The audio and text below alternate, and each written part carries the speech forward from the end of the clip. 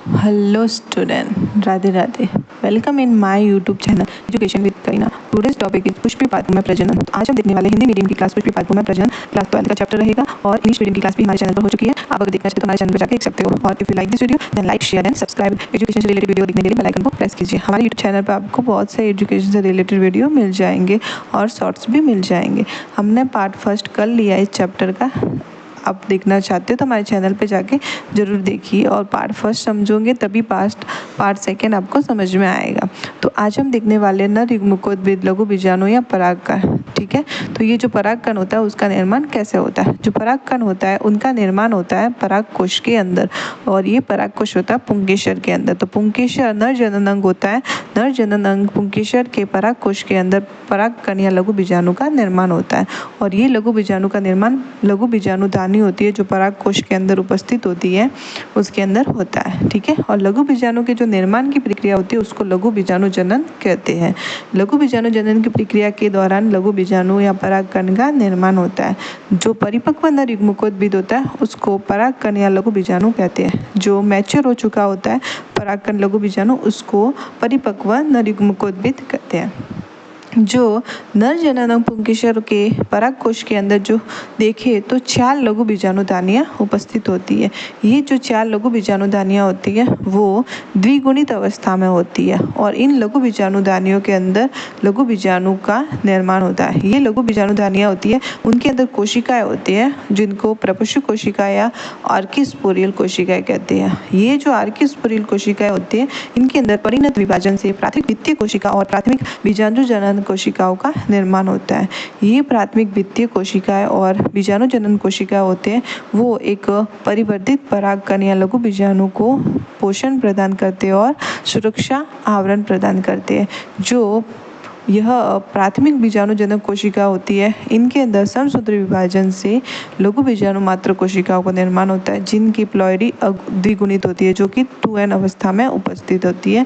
और ये जो लघु बीजाणु मात्र कोशिका होते हैं इनके अंदर अर्धसूत्री विभाजन से लघु बीजाणु का निर्माण होता है और ये जो लघु बीजाणु होते हैं वो आपस में कैलोस परत से जुड़े हुए होते हैं और इस कारण से वो चतुष्क अवस्था में दिखते हैं। और इस कैलोस लेयर को हटाने के लिए या डिग्रेड करने के लिए कैलेस एंजाइम की जरूरत होती है जो कि टेपिटम द्वारा सीक्रेट किया जाता है। तो टेपिटम होता है वो कैलेस एंजाइम सीक्रेट करता है कैलोस लेयर को डिसॉल्व करने के लिए ताकि परागकण या लघु बीजाणु अलग अलग हो जाए। अब देखते हैं कि जो लघु बीजाणु दानी होती है वो क्या करती है। ठीक है, तो लघु बीजाणु दानी के अंदर देखें तो अपन ने प्रपशु कोशिका या आर्किस्पोरियल कोशिकाएं देखी। ठीक है, ये जो आर्किस्पोरियल कोशिकाएं होती हैं इनमें परिणत विभाजन होगा और परिणत विभाजन से 2 प्रकार की कोशिकाओं का निर्माण होगा। फर्स्ट होती है लघु बीजाणु वित्तीय कोशिका, सेकंड होती है लघु बीजाणु जनन कोशिका। तो लघु बीजाणु जनन कोशिका आगे जाकर के लघु बीजाणु का निर्माण करेगा और लघु बीजाणु वित्तीय कोशिका आगे जाकर के वित्तियों का निर्माण करेगा जो कि परागकोश का आवरण होता है। और लघु बीजाणु वित्तीय कोशिकाएं होती है वो 4 प्रकार की आवरण को बनाती है, वो 4 प्रकार की लेयर्स बनाती है पोलन शेक या परागकण के चारों ओर। तो वो होती है epidermis, endothecium, middle layer and tapetum. जो एपिडर्मिस होती है वो आउटर मोस्ट लेयर होती है, प्रोटेक्टिंग लेयर होती है, सुरक्षा आवरण होता है परागकोश का। सेकंड होता है अंतःस्तर या एंडोथीशियम। अंतःस्तर एंडोथीशियम होता है जो कि जल के अणुओं का अवशोषण करता है और वहाँ एंडोथीशियम पर सेल्यूलोज का डिपोजिशन होता है। लेकिन एंडोथीशियम का वह पार्ट जहाँ पर सेल्यूलोज का डिपोजिशन नहीं होता वहाँ से पतली होती है, उसको स्टोमियम बोलते हैं। वहाँ से वो वाटर को एब्जॉर्ब कर करके वहाँ से फट जाता है और पॉलन ग्रेन्स बाहर आ जाते हैं। और मध्य स्तर फिर आता है टेपिटम। टेपिटम होती है जो स्पोरोपोलेनिन का सीक्रेट करती है जो कि पॉलन ग्रेन की एक्सटाइन बनाती है। उसका बाहरी आवरण होता है वो टेपिटम की स्पोरोपोलेनिन से बना हुआ होता है। नेक्स्ट है प्राथमिक बीजाणु जनन कोशिका। जो प्राथमिक बीजाणु जनन कोशिका होते हैं उनके अंदर समसूत्री विभाजन से लघु बीजाणु मात्र कोशिका का निर्माण होता है। ये लघु बीजाणु मात्र कोशिका होती है इनके अंदर अर्धसूत्री विभाजन होता है जिससे लघु बीजाणु या परागकण का निर्माण होता है। ये लघु बीजाणु या जो परागकण होते हैं वो आपस में जुड़े हुए होते हैं कैलोस परत के दौरान कैलोस परत से आपस में जुड़े हुए होते हैं और 4 प्रकार के लघु बीजाणु आपस में कैलोस परत से जुड़े हुए होते हैं, इसलिए उसको चतुष्क अवस्था कहते हैं। तो इस प्रकार की जो पोलन ग्रेन के अरेंजमेंट या परागकण के अरेंजमेंट की जो अवस्था होती है उसको चतुष्क अवस्था कहते हैं। इसको मैंने हैंड रिटन नोट्स से बनाया हुआ यहाँ पे डाला गया स्लाइड पे, ठीक है, आप उसे भी देख सकते हो। तो अब देखते हैं कि जो टैपिटम होता है वो क्या काम करता है। टैपिटम वह लेयर होती है जो लघु बीजाणु दानी के अंदर होती है, सबसे चौथी लेयर होती है और उसका मुख्य कार्य होता है परिवर्धित जो पोलन ग्रेन या परागकण या लघु बीजाणु बन रहा है उसको न्यूट्रिशन देना, उसको पोषण प्रदान करना। और सेकंड होता है स्पोरोपोलिन का स्त्राव करना। स्पोरोपोलिन होते हैं जो कि एकदम कठोर पदार्थ होता है जो कि परागकण की बाहरी लेयर के ऊपर उपस्थित होता है, ठीक है। और सेकंड होता है पोलन किट। पोलन किट वो होती है जहाँ से क्या हो जाता है कि जब भी मधुमक्खी आती है पादपों के पुष्पों पर मकरंद लेने के लिए तब वो पोलन किट उनसे चिपक जाते हैं, ठीक है, और एंजाइम और हार्मोन का सीक्रेट करते हैं, तो पोलन किट पॉलिनेशन में हेल्प करती है। यूबिस्काय होती है, यूबिस्का बॉडी का निर्माण करती है टैपिटम। यूबिस्का बॉडी होती है जो परागकण और परागकण प्लस स्पोरोपोलिन का मिक्सचर होता है यूबिस्काय, और यूबिस्काय से पहले टैपिटम प्रोयूबिस्काय का निर्माण करती है। एग्जाम के पॉइंट ऑफ व्यू से इम्पॉर्टेंट पॉइंट था ये टैपिटम के फंक्शन, ठीक है। नेक्स्ट देखते हैं कि जो परागकण या जो लघु बीजाणु होती है वो कैसा दिखता है। तो लघु बीजाणु की जो बाहरी परत होती है उस पर स्पोरोपोलिन का डिपोजिशन होता है। जो अंतर लेयर होती है, आंतरिक परत होती है, वो सेलुलोज और पेक्टिन की बनी हुई होती है, ठीक है। तो जो बाहरी लेयर होती है वो कंटिन्यूस नहीं होती, स्पोरोपोलिन का जमा होता है और जहाँ पर नहीं होता वहाँ से जनन छिद्र बनता है और वहीं से पराग नली का निर्माण होता है। जो परागकण होता है उसके अंदर जब समसूत्री विभाजन होता है तब द्विकोशिकीय परागकण या परिपक्व नर युग्मकोद्भिद का निर्माण होता है।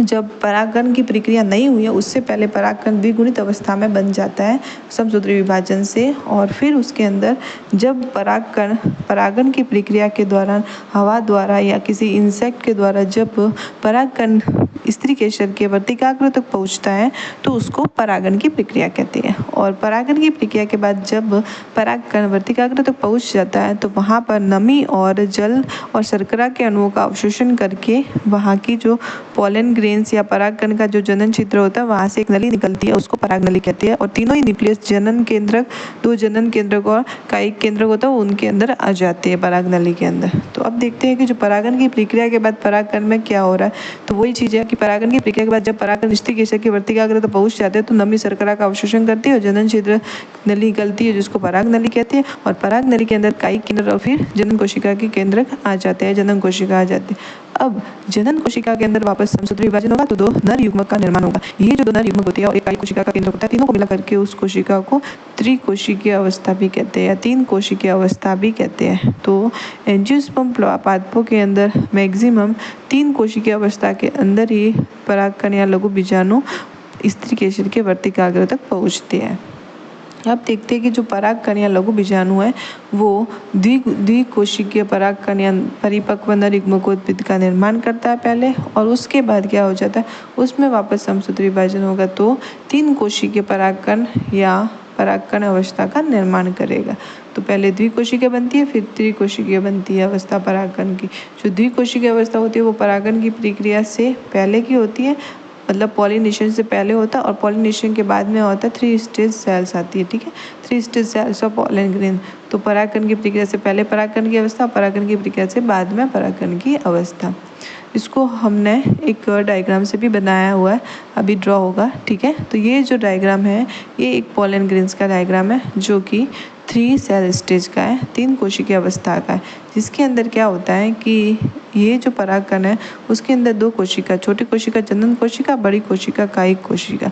अब छोटी कोशिका जो जनन कोशिका है उसके अंदर समसूत्री विभाजन हुआ तो 2 कोशिका और बनी जिसको बोलते हैं 2 नर युग्म। ये 2 नर युग्मक है जो एक जनन कोशिका से बने।